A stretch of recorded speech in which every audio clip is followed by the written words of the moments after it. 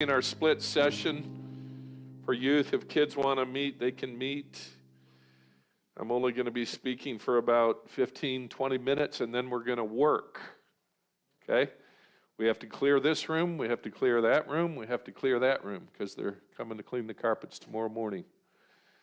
So we don't have to clear carpets, but we have to move furniture. All right, now everybody smile again. Everybody smile. Mark 11, verse number 15.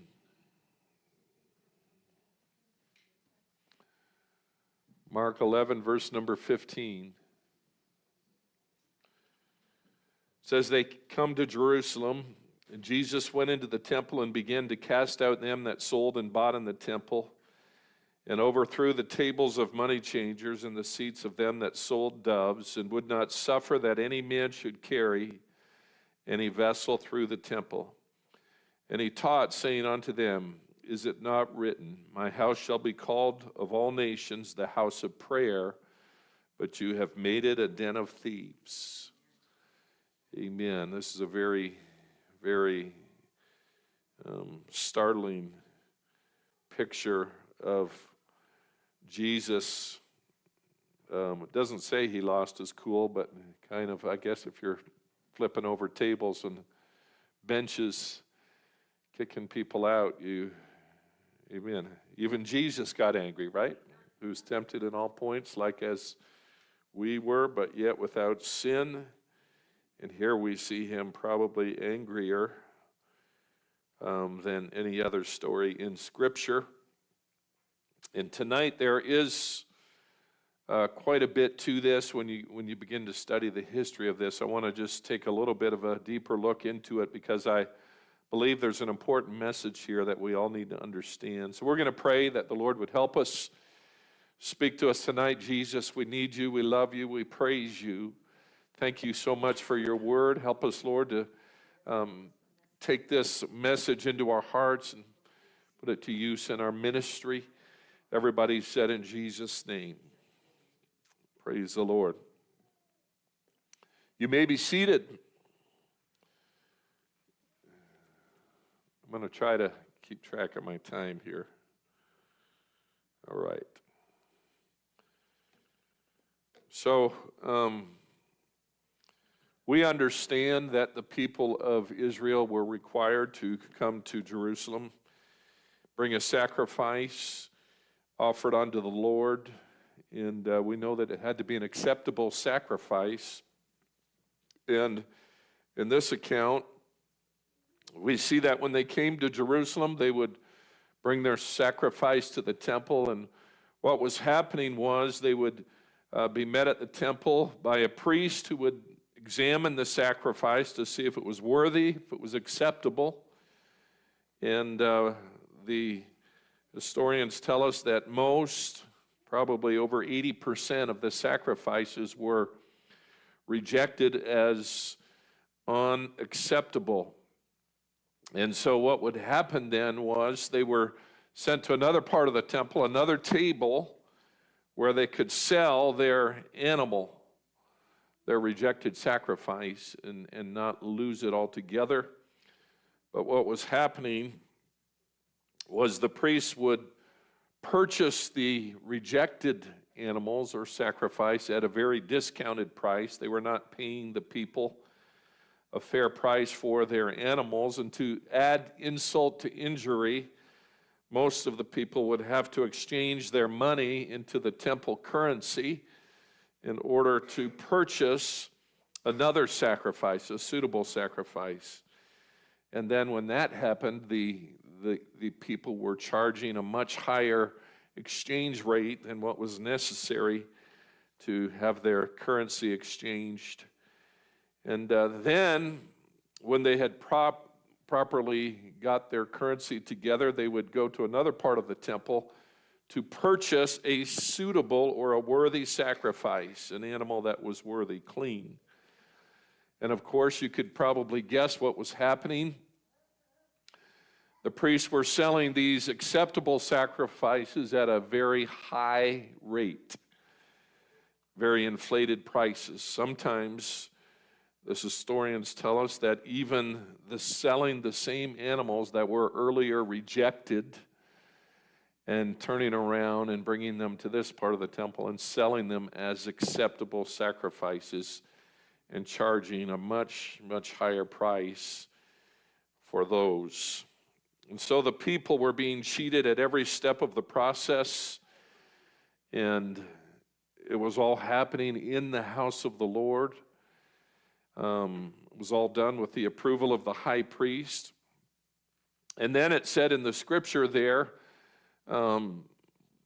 that he would not suffer any man carry a vessel through the temple. What was happening there were merchants, businessmen who were loaded up with merchandise in the outer court area of the temple, and especially the court of the Gentile area, was being used kind of as a thoroughfare through the city of Jerusalem. And so people were bringing their wares and their products, their merchandise, and just in order to get across town a little bit quicker, they just march it right through the temple complex. And that really ticked Jesus off, really upset him, because it showed a great lack of respect for the house of God. And of course, we can see here that Jesus was so angry that he went in there and he cleaned house, flipped the tables over and the benches, and kicked out the merchants. And what made Jesus so upset was the people that were coming with a sacrifice and who were coming to worship and who were coming to be ministered to. They were not getting what they needed at the house of the Lord. They weren't receiving the word. There was no proper worship taking place, no prayer taking place. And so the people were being misled, misrepresented, cheated, and even blatantly robbed. And it was all happening in the house of the Lord. And Jesus said, this house has literally become a den of thieves. Can you imagine why Jesus was so upset about this? He was just angry. And the way that this relates to us today is we can understand that we're called to be his servants. We're called to do his work and his will on earth. And so we have an obligation to the Lord that when people come into this house to receive what they need from the Lord, or to receive healing or prayer or salvation, that we had better do everything that we can do to get it right. Amen? We have to do every single thing that we can do. I know we can't fill them with the Spirit. I know we can't heal their bodies, but we can sure do a whole lot of other things to make sure that when people come, that they feel like they're being ministered to, they feel like they're being loved, they feel like they're getting prayed for and their needs are getting met. We're giving hope. That's what we're doing, right? We're giving hope to our world. And that's what we're in the business of. Everybody say, that's what we're in the business of. That's what God has called us to do. And without this hope, people will perish. So we have to get this right, and I mean 100% right. Every person who comes through our doors has to get a real experience of what an apostolic church is all about. We cannot shortchange them in our worship service. We cannot shortchange them when it comes to prayer, or we cannot cheat them when it comes to fellowship. We cannot mislead them when it comes to the preached word. We've got to share truth and the doctrine of the Scripture. And so they have to get the full value of what this is. And we might only have one shot at it, right?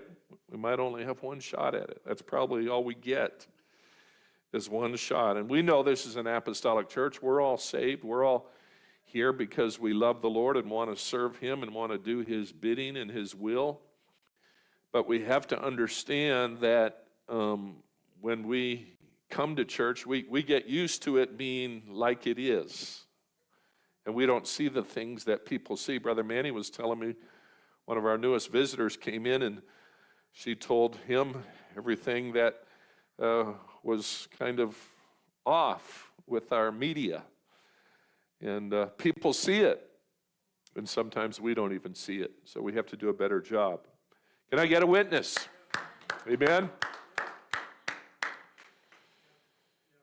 So this is an apostolic church. We're following the model of the apostolic church in Scripture in the book of Acts and throughout the New Testament. So let's read a little bit about that. Acts 2:42, it says, they continued steadfastly in the apostles' doctrine and fellowship and in breaking of bread and in prayers. And fear came upon every soul, and many wonders and signs were done by the apostles. And all that believed were together and had all things common, sold their possessions and goods, and parted them to all men as every man had need. And they, continuing daily with one accord in the temple and breaking bread from house to house, did eat their meat with gladness and singleness of heart, praising God and having favor with all the people. And I like that last line, the Lord added to the church daily. Everybody say daily, such as should be saved.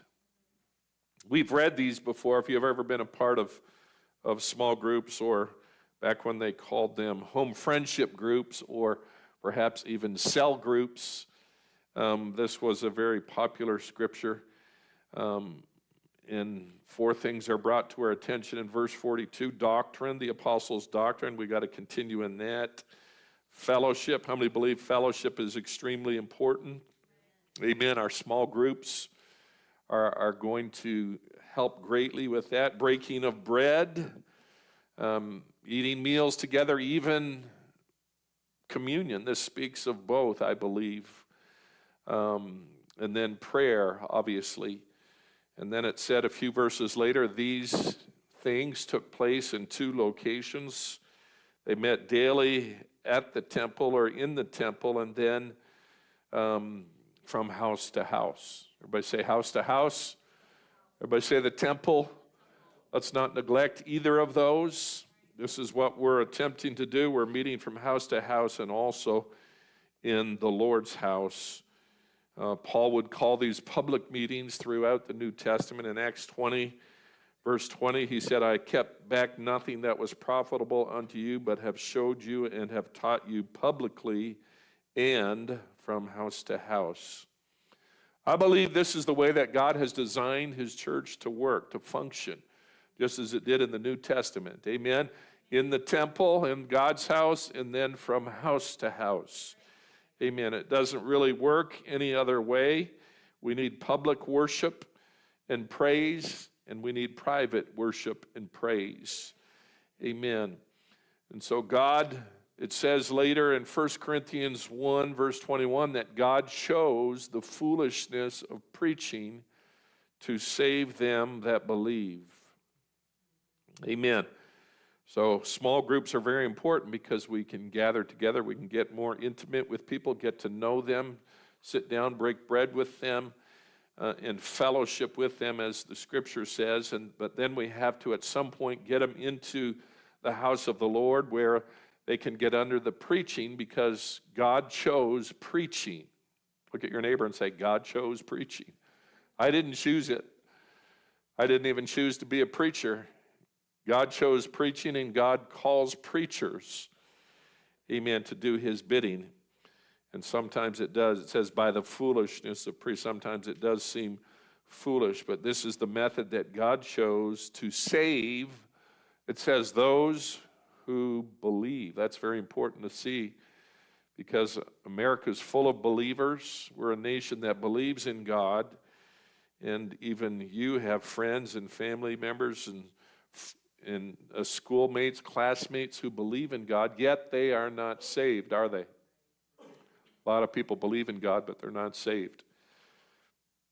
And the method that God chose to save them was get them under the preaching of the word. Amen, where conviction takes place. My father-in-law was a a great example of this. He believed in God with all of his heart and soul, but for 30-some years he was backslid. He even forced his children to go to church, yet he did not go. You can ask my wife about that. And he and his wife would stay home. And then eventually all the family got in church except for him, and it took another 10 or 15 years for him to come around. But you know what did it? It was the preaching that saved him. Brother Mooney began to preach the word to him, and he would come, and he got so touched by the preaching and convicted by the preaching that it eventually saved him. Amen. And so this is the method that God chose, and this is the method that we are following here at Life Church. Let me check my time. I'm going on 13 minutes. All right, I'm trying to get done in 15.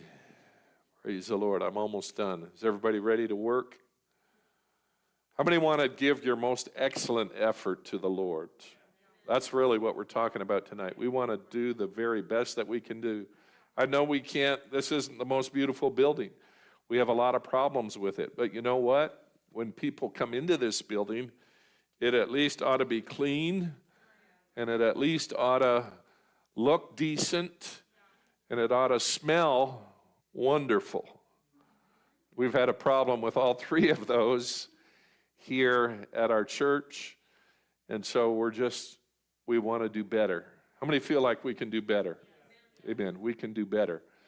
And so tonight, what's really been driving me crazy since Motion Conference is our carpet just looks atrocious. And every time we have guests, I get embarrassed. And I've been waiting for someone to step up since Motion Conference, which was almost 3 weeks ago now, and nobody did by this Sunday. So I just put it out there. I said, all right, who's going to do it?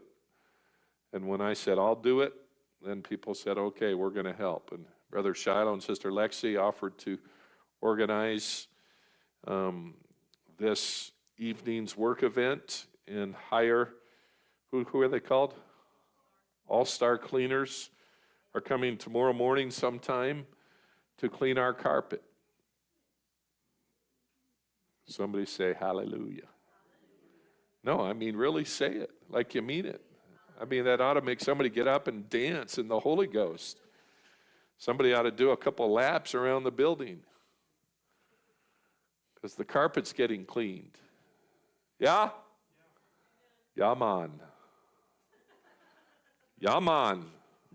Let's stand together tonight. I know this is a different Bible study, but it's in the book. And so it's not just our carpet, it's everything. We're trying. I know we have a lot of issues at this church, and it can't all be done in 1 day or 2 days or even 2 weeks. But let's do the very best that we can with the resources that God has given us so that we can see revival. The Lord is coming soon. Amen. The last trump has just sounded. Right? Donald Trump? Teasing. We're going to pray. Brother Shiloh, do you want to organize? What we're going to do is try to bring these chairs to the platform, right? The platform's fairly clean. They're not cleaning.